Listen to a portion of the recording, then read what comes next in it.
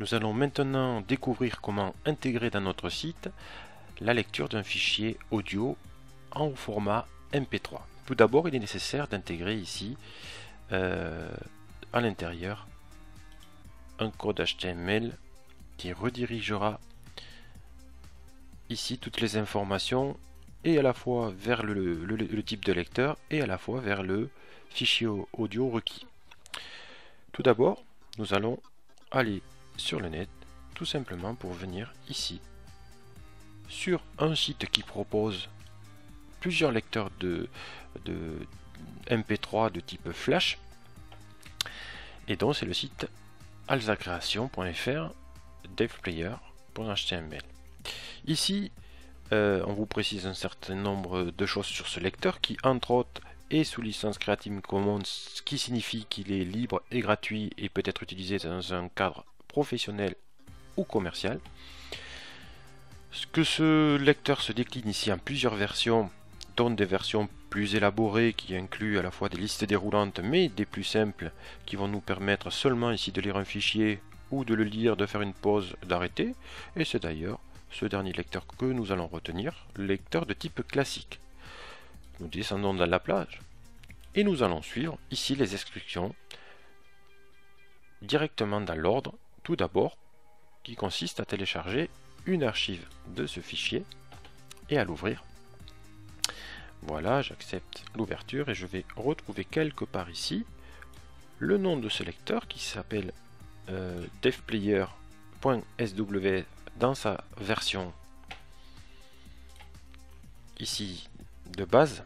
Donc je viens glisser simplement ici ce lecteur à l'intérieur ici du répertoire racine de mon site, qui, je vous le rappelle, se trouve dans mes activités élèves. Donc dans mes activités élèves et au milieu de l'ensemble des pages générées, je dépose mon petit lecteur devplayer.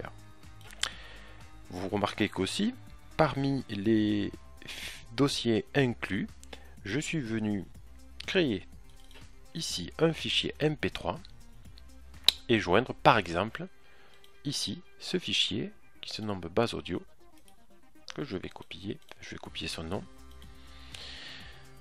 et donc je dirai simplement à la fois dans la page du site, à la fois que je veux utiliser ce lecteur et qui vienne lire le fichier qui se trouve dans ce dossier.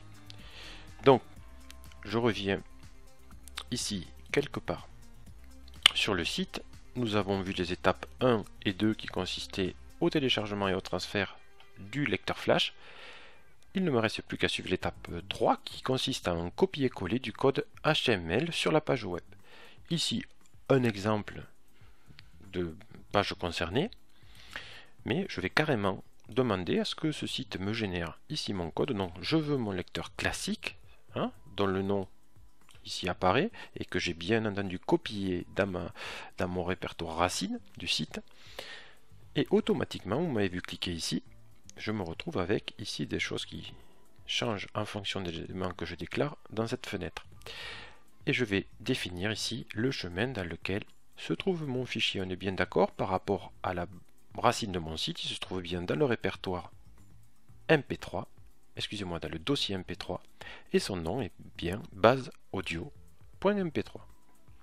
Je viens simplement sélectionner l'ensemble de ces données, faire un clic droit, copier, je reviens vers ici help&doc, insérer un autre code HTML. Je vais lui dire que ce fichier s'appellera base audio dans ma bibliothèque et je viens simplement faire un CTRL V et ici inclure les données concernant le code HTML de la lecture audio dans mon site.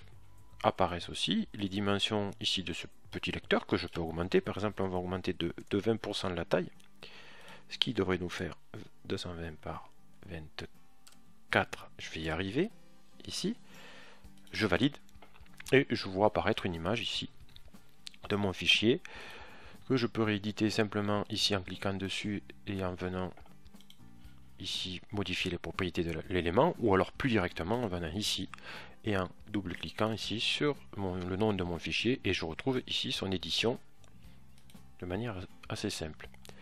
Il ne me reste plus qu'à venir générer ici la documentation HTML. Donc l'extraction des contenus se fait, la recherche des documents aussi. Tout est joint dans le fichier généré. Il ne me reste plus qu'à cliquer et à venir me rendre compte ici, en cliquant sur au format MP3, que mon lecteur s'est bien intégré ici, que j'ai bien ici un bouton vert, donc prêt à démarrer. Et vous allez voir, je coupe le son parce que je l'ai en retour dans mon casque et c'est très fort. Vous avez bien vu que le lecteur ici a bien commencé à lire le début de ce fichier.